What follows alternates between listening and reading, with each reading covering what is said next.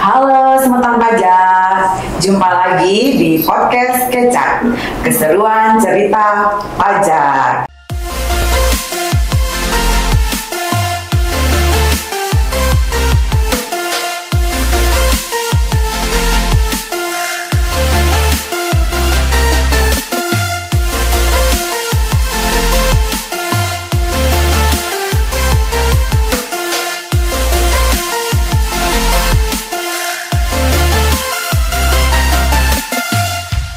Hari ini kita akan mengobrol tema tentang pajak penghasilan atas usaha jasa konstruksi. Nah, kita mengambil tema ini karena kita lihat di Bali ini banyak ya pembangunan villa-villa. Jadi kita ingin mengupas bagaimana sih ke aspek perpajakan dari usaha jasa konstruksi dalam hal ini villa.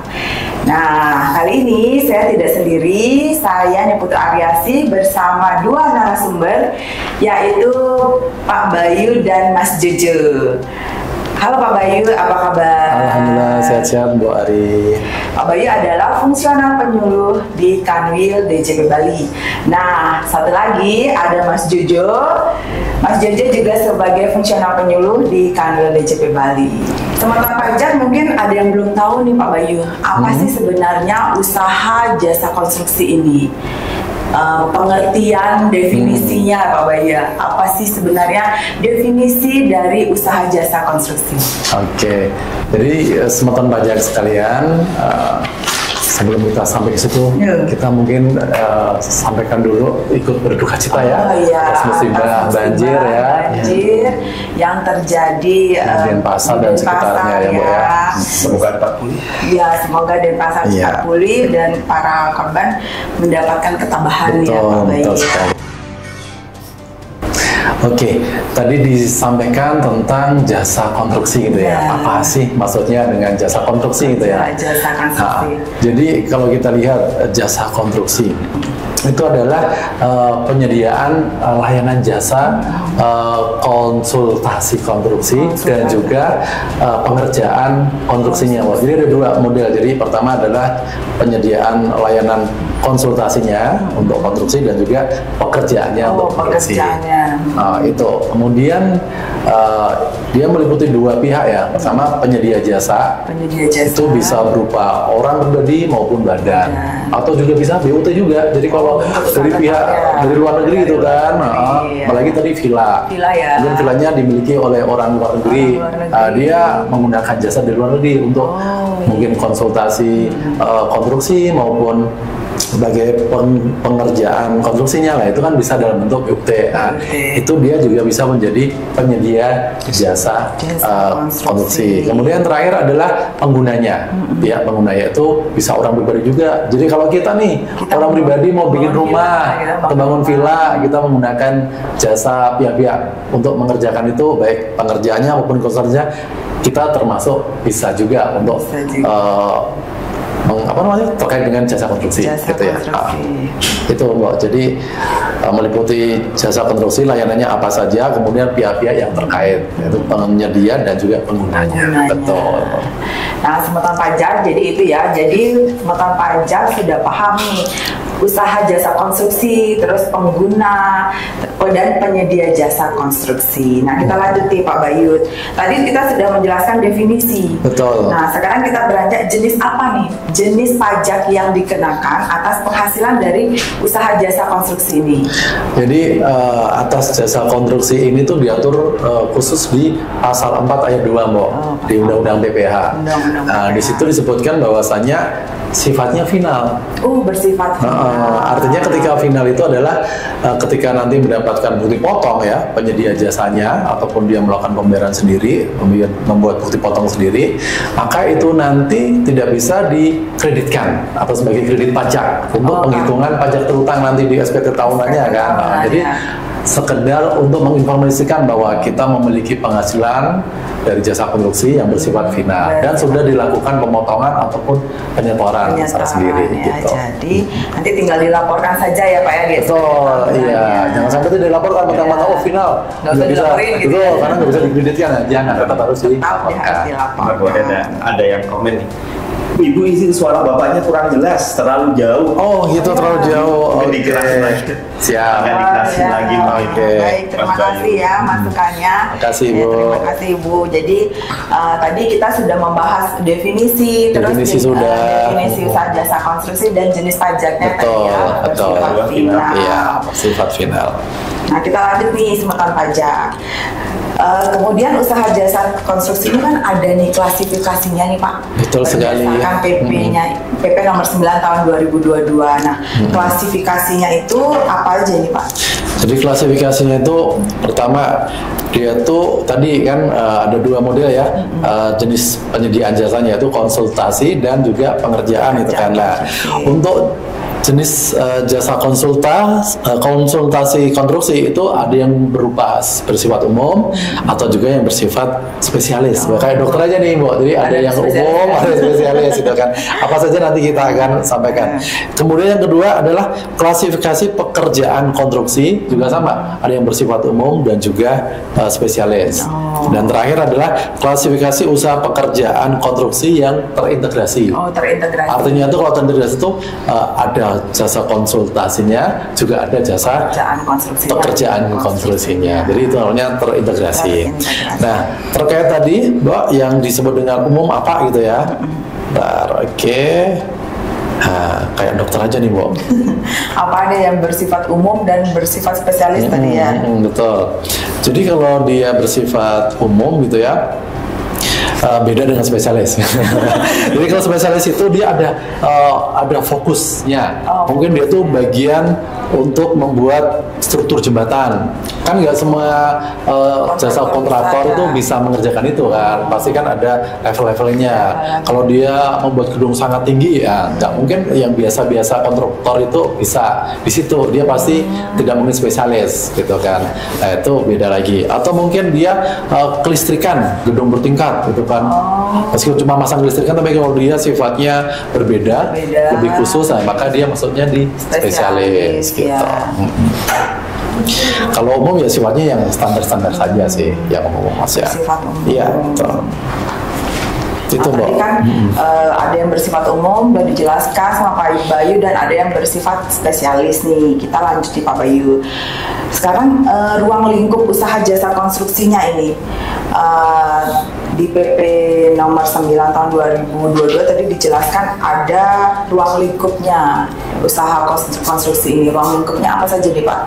Tadi konsultasi konstruksi itu tadi ya, pekerjaan dan terintegrasi. Nah, kita masih bingung nih, terintegrasi maksudnya terintegrasi dari apanya nih Pak? Tadi kan ada dua model layanan dari jasa konstruksi ya, yaitu layanan konsultasi konstruksi dan layanan pekerjaan konstruksi. Nah, kalau terintegrasi berarti itu bisa jadi satu pihak ini mengerjakan dua-duanya. Oh gitu. Terintegrasi gitu loh. Terintegrasi. Jadi kalau satu pihak dia bisa mengerjakan dua pekerjaan itu ya, ataupun dalam satu kontrak itu meliputi dua layanan ini gitu. Dua layanan jenis dua layanan ini. Nah, kalau terkait dengan konsultasi, Mbak, itu bisa jadi apa yang yang diberikan itu ya oleh penyedia jasa ya itu, yaitu adalah kegiatan yang meliputi pengkajian. Oh, pengkajian. Jadi belum dibangun nih. Dia menyewa konsultan konstruksi ya, mungkin pengajian dulu. Mungkin dari sisi tanahnya di sini tuh bisa nggak sih? Betul. Gitu. Kemudian perencanaan, kemudian dari sisi perancangan, pengawasan hingga manajemen penyelenggaraan konstruksi suatu bangunan. Oh, itu yang masuk dari konsultansi konstruksi. Betul, itu masuk lingkup dari pekerjaan konsultasi konstruksi. Itu kalau konsultasi konstruksi. Kalau pekerjaan konstruksi itu mencakup ya, kalau jelas ya, pengerjaan konstruksi berarti terkait dengan pembangunan struktur bangunannya, kemudian pengoperasiannya, jadi udah selesai nih, tapi pengoperasiannya lah itu bisa masuk juga tuh di situ. Pekerjaan konstruksi berarti ya. Termasuk setelah diserahkan bisa jadi ada apa namanya pemeliharaan ya. Pemeliharaan juga bisa masuk di situ. Jadi pemeliharaan juga masuknya ke pekerjaan konstruksi. Termasuk juga kalau pembongkaran. Jadi udah selesai nih, kita mau bongkar nih mau bikin baru, yang lama dibongkar lah ya. Pembongkaran pun masuk di jasa pekerjaan konstruksi. Betul. Nah, tadi sudah dijelaskan ya dengan detail mana yang masuk dengan ranah dari konsultansi konstruksi dan ranah dari pekerjaan konstruksi. Sedangkan yang terintegrasi tadi gabungan ya Pak ya, gabungan jadi satu antara konsultansi konstruksi dan pekerjaan konstruksi. Iya, betul. Sudah sangat jelas nih semutan pajak, kita lanjut ya. Nah, di PP nomor 9 tadi Pak, nah bagaimana sih tarif perubahannya nih? Tarif PPh final atas usaha jasa konstruksi, atau kita beralih ke Mas Jojo aja ya untuk tarifnya nih, karena tarifnya banyak. Saya sudah aman, saya nggak ikutan. Cukup nampang aja saya di sini. Ternyata ditanya juga. Ternyata ditanya juga ya, jadi biar semangat nih semua pajak. Baik banget. Jadi yang berbeda dari PP 9 tahun 2022 ini dibandingkan sebelumnya adalah tarif. Ini salah satu yang berbeda. Betul. Karena kalau dulu tarifnya satu, tarif tunggal jasa konstruksi sekian. Nah, ketika masuk ke PP 9 2022 ini jadi ada perbedaan tarif. Betul, dipecah-pecah ya. Seperti ini. 1,75%, jadi keriting angkanya nih, 1,75% untuk pekerjaan konstruksi yang dilakukan oleh penyedia jasa yang memiliki sertifikat badan usaha kualifikasi kecil atau sertifikat kompetensi kerja untuk usaha perorangan. Oh, jadi perorangan pun bisa tadi ya, seperti saya sampaikan ya. Kan orang sudah dibagi ya, yang kalau ketika dia badan hukum, maka kita bicara aja sertifikat badan usaha. Betul. Namun ketika dia jasa konstruksi oleh perorangan, kita bicara adalah kata ininya sertifikat kompetensi kerja. Sertifikat kompetensi kerja untuk yang orang pribadi. Sedangkan sertifikat itu untuk yang badan. Jadi ketika dia dilakukan oleh orang pribadi dan sertifikat kompetensi kerja atau dilakukan dengan badan yang ininya kecil, klasifikasinya kecil, maka tarifnya 1,75%. Kecil ya. Ada jasa konstruksi yang dilakukan oleh orang yang nggak punya sertifikasi. Nah, kalau nggak punya, ketika tidak punya sertifikasi, maka adalah 4%. 4% untuk pekerjaan konstruksi yang dilakukan oleh penyedia jasa yang tidak memiliki sertifikat badan usaha atau sertifikat kompetensi kerja untuk usaha orang perorangan. Jadi kalau orang pribadi nggak punya kompetensi atau si badan usahanya nggak punya sertifikasi badan usaha, tarifnya lebih tinggi berarti maka jadi 4%. Beda banget ya, 1,75 sama 1,75, yang ini bukan 4%. Jadi memang diarahkan untuk mempunyai sertifikat.